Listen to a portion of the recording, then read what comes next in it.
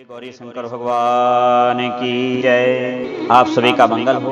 हरतालिका व्रत कैसे करें पूजन और किस प्रकार का नियम करें और कैसे कथा का श्रवण करें। एक बार भगवती उमा ने अपने भगवान शिव शंकर से उनके वामांग में बैठते हुए कैलाश पर पूछा, हे भगवान, हमने ऐसा कौन सा व्रत किया, हमने ऐसा कौन सा दान किया, ऐसा कौन सा पुण्य किया, कौन सा यज्ञ तप किया जिसके कारण हम आपके वामांग में विराजमान हुए। अति सरल और स्नेहमयी वाणी श्रवण करके भगवान शंकर अति प्रसन्न हो गए। और तब भगवान शिव ने कहा कि हे भगवती उमा, आप नहीं जानती आपने हमको प्राप्त करने के लिए कितने कठोर तप किए। अच्छा प्रभु, तो इस दासी पर कृपा करके वह सुनाने का उपकार करें। भगवान शिवती प्रसन्न हुए और कहा कि तुमने राजा हिमालय के यहाँ करके जन्म लिया, फिर नारद जी का सत्संग प्राप्त हुआ।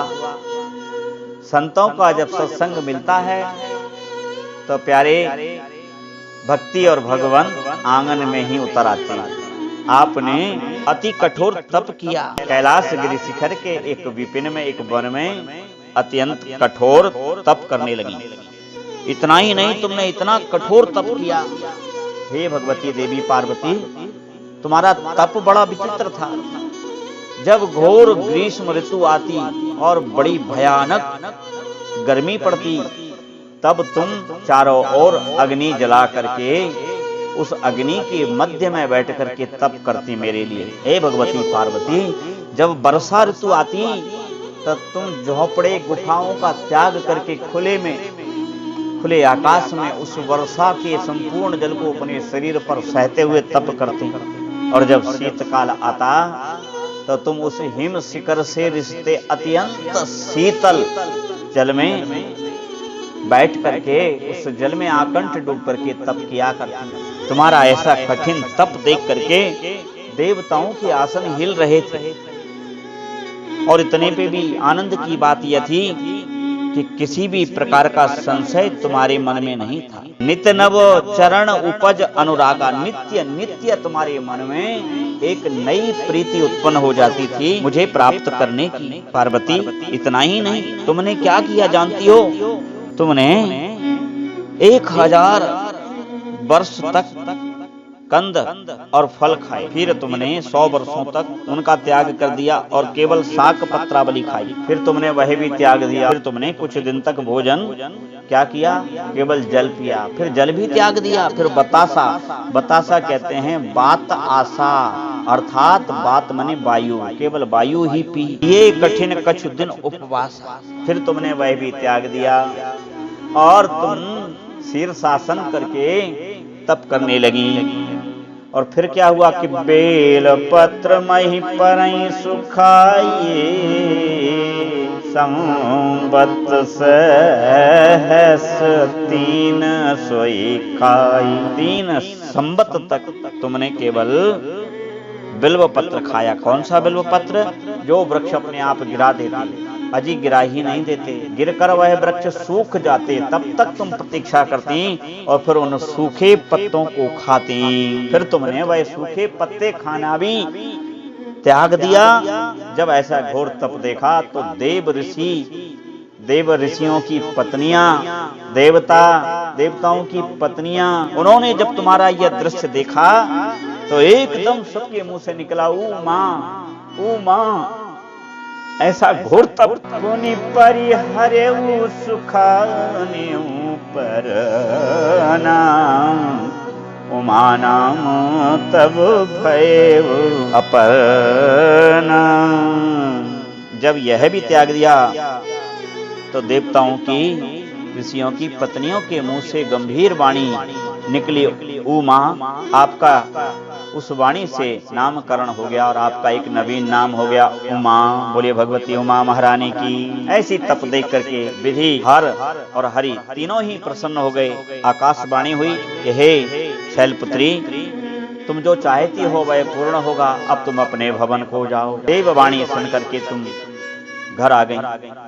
घर पर बड़ी प्रसन्न थी, किंतु उसी समय नारद जी पहुंच गए और उन्होंने तुम्हारे पिता से कहा कि मैं विष्णु का दूत बन के आया हूं, तुम्हारी पुत्री से भगवान विष्णु विवाह करना चाहते हैं। ऐसा सुन करके और राजा हिमाचल और रानी मैनावती तो अति प्रसन्नता से फूले ना समाये, किंतु तुमको यह आघात लगा और तुम अत्यंत दुखी होकर के एक अंधेरी कोठरी में चली गई। और उसी समय एक तुमसे प्रेम करने वाली सखी वहां आई।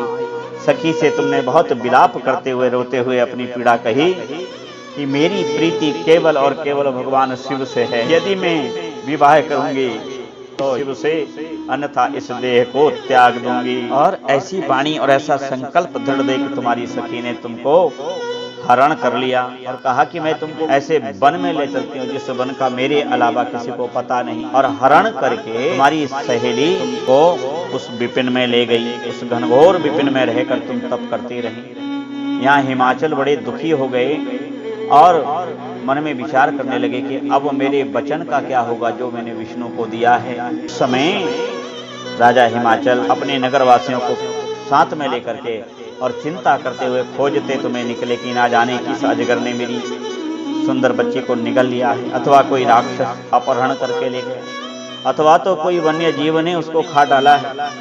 ऐसा मन में विचार कर रहे और जंगल जंगल भटकते घूम रहे थे। तभी तुम वहां पर भाद्रपद के इस सुंदर शुभ शुक्ल पक्ष में तृतीया तिथि और हस्त नक्षत्र पड़ने पर तुम उस सखी के कहने पर तुमने भगवान शिव का बालू का लिंग बनाया और वहां बैठ करके भगवान का पूजन किया। चारों पहर में तुमने जागरण करके कथा श्रवण की और भगवान शिव का फल फूल आदि से पूजन किया। उस पूजन से मैं प्रसन्न हो गया। और फिर प्रातः काल जब तुम पास के जलाशय में उस प्रतिमा और मंडप को विसर्जन करने आई, तब वहां मैंने तुमको दर्शन दिया और मैंने तुमको वरदान दिया कि जाओ, आज से 7वें दिन तुम्हारा और हमारा मंगल विवाह होगा। यह बात सुनकर के तुम अति प्रसन्न हुई और अपने लौटने को हुई। तभी तुम्हारे पिता नगरवासियों को लेकर तुमको खोजते हुए वहां पहुंच गए और तुमको देख करके अत्यंत प्रसन्नता के मारे गदगद होकर के तुमको हृदय से लगा लिया और कहा, पुत्री तुम कहाँ चली गई थी, मैं तुमको ना पाकर अति व्याकुल था। तब तुमने कहा कि हे पिता श्रेष्ठ, आपने मेरा विवाह विष्णु से तय किया।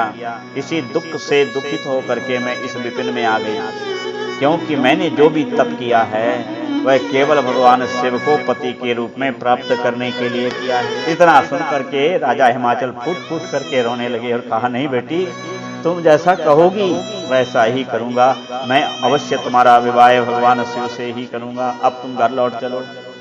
फिर क्या था, तुम पिता और सखी के सहित नगरवासियों सहित अपने घर आई और फिर तुम्हारा विवाह हमसे हो गया और आज तुमको ये सिंहासन प्राप्त है। यह उस व्रत के कारण ही प्राप्त हुआ। तो इस व्रत को जो प्रेम से श्रद्धा से करता है उसकी समस्त कामनाएं पूर्ण होती हैं। सबसे पहले तो रात्रि में जागरण करना चाहिए।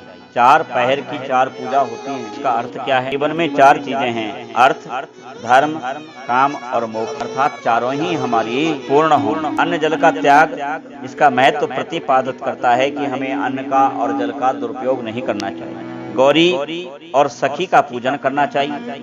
हमारे जीवन में भी सदा शिव जैसा स्वामी हो और उस सखी जैसी समर्पित मति रूपी सखी हो।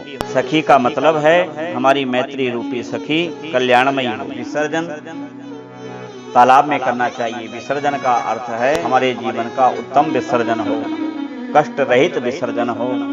यही जीवन की सबसे पराकाष्ठा पुण्यमयी है। तो सबसे पहले भगवान शिव पार्वती का बालू की लिंग मूर्ति बना करके सखी सहित पार्वती जी, सखी और भगवान शिव का पूजन करें और कथा का श्रवण करें। व्रत के दिन सोना नहीं चाहिए। व्रत के दिन सोने से व्रत भंग हो जाता है। झूठ नहीं बोलना चाहिए, कपट नहीं करना चाहिए। इस दिन जो इस व्रत को करता है उसकी सभी कामनाएं पूर्ण होती हैं, सभी पाप नष्ट हो जाते हैं और 7 जन्म तक वह सौभाग्यवती होकर के अंत में भगवान के शिवलोक को प्राप्त करती है। इस दिन अन्नाहार करने वाली सुकरी होती है, फल खाने वाली बानरी, जल पीने वाली टिटहरी, शरबत पीने वाली जौंक, दूध पीने वाली सर्पनी, मांस खाने वाली बाघनी, दही खाने वाली बिलारी, मिठाई खाने वाली चींटी, सब चीजों को खाने वाली मक्खी का जन्म पाती है। और जो सोती है वह अजगरी बनती है।